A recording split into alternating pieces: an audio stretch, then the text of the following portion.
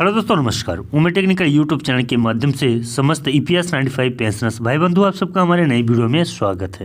दोस्तों, इस पत्र को आप देख सकते हैं 26/3/2022 को पत्र रिलीज किया गया है और यह नंबर लिखा हुआ है ईपीएस 95 एनएसी VVIP 2603 यानी कि 26 तारीख का यह पत्र है। नंबर भी हमने आपको दिखा दिया। चलिए फटाफट से मैं पूरे पत्र को पढ़ के दिखा देता हूँ कि यह पत्र किसको भेजा गया है और किस सब्जेक्ट किस विषय के लिए भेजा गया है। प्रति में आप देख सकते हैं कि लिखा है प्रति माननीय सांसद भारत सरकार नई दिल्ली, यानी कि जिनको भी भेजना है यहीं पे उनका नाम टाइप किया जाएगा और आगे क्या लिखा है वो भी मैं आपको यहाँ पे बताता हूँ। विषय में लिखा हुआ है कि ईपीएस 95 पेंशनर्स को संसद के इसी सत्र में अविलंब न्याय प्रदान करने हेतु प्रार्थना पत्र। संदर्भ पत्र क्रमांक ईपीएस 95 एनएसी 2103 यानी कि दिनांक 21/3/2022 व 24/03 दिनांक 24/3/2022। माननीय महोदया सविनय सादर है वह देश के 67 लाख ईपीएस 95 पेंशनर्स जिनमें अपने संसदीय क्षेत्र के पेंशनर्स का भी समावेश है।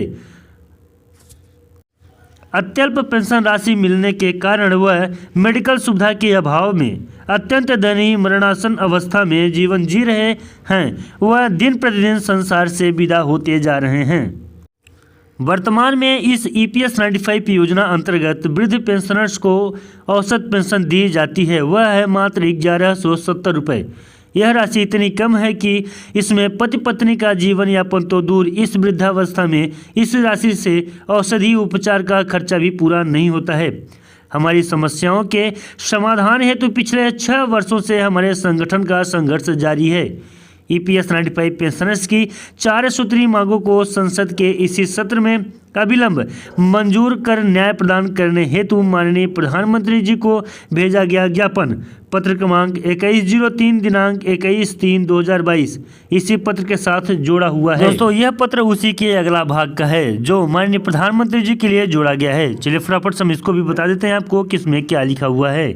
इसमें लिखा है आपसे करबद्ध प्रार्थना है कि संसद के इसी सत्र में वृद्ध ईपीएस 95 पेंशनर्स को मुफ्त मेडिकल सुविधा सहित पति पत्नी यानी कि 2 व्यक्तियों को जीवन जीने लायक मिनिमम पेंशन 7,500 प्लस डीए सरकार द्वारा मंजूर करवाकर जीवन के अंतिम पड़ाव पर सम्मानपूर्वक जीवन जीने का हक प्रदान करवाएं।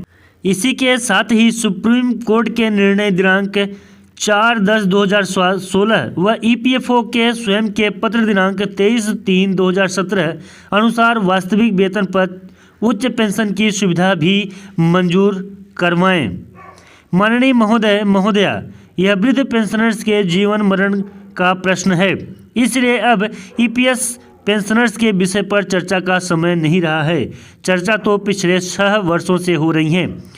आप हमारे लोक प्रतिनिधि होने के नाते आपसे विनम्र प्रार्थना है कि संसद के इसी सत्र में अविलंब उपरोक्त मांगे मंजूर करवाकर हमें कृतार्थ करें, अन्यथा मरता क्या न करता लोकोक्ति के अनुसार हम वृद्ध पेंशनर को न चाहते हुए भी अपने कार्यालय के सामने सत्याग्रह क्रमिक आमरण अनशन करने के लिए बाध्य होना पड़ेगा, क्योंकि हमारे पेंशनर सदस्य दिन प्रतिदिन इस संसार से विदा होते चले जा रहे हैं। इसलिए वृद्ध पेंशनर्स ने इस वृद्धावस्था के प्रति रोष चरम सीमा पर सादर सहित आपका कृपाभिलाषी, यहाँ पे उनका नाम रहेगा जिनके माध्यम से यह पत्र भेजा जाएगा, जिला अध्यक्ष सचिव जिला जो भी हैं प्रदेश के, तो उनका ये दोनों पत्र मैंने आपको दिखाया है। दोनों पत्रों में आपने देखा होगा कि ईपीएस 95 पेंशनर्स के उच्च पेंशन के लिए पहला था जो सांसद में दिया जाना है और दूसरा जो माननीय प्रधानमंत्री जी को पहले से दिया गया है, इसे भी उसमें